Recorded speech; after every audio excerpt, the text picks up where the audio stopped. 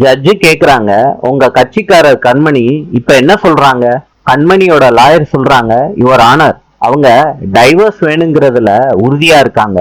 அன்போட வக்கீல் கிட்ட ஜட்ஜு கேக்குறாங்க.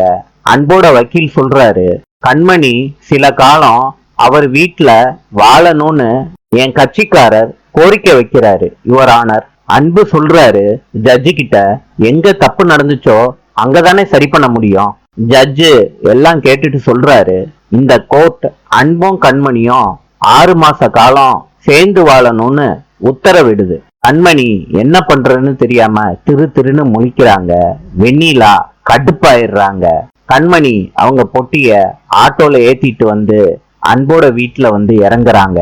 அன்பு வீட்டு வாசல்லையே காத்துக்கிட்டு இருக்காரு கண்மணிக்காண்டி. கண்மணி வந்த உடனே சந்தோஷப்படுறாரு. நாளை சந்திப்போம்.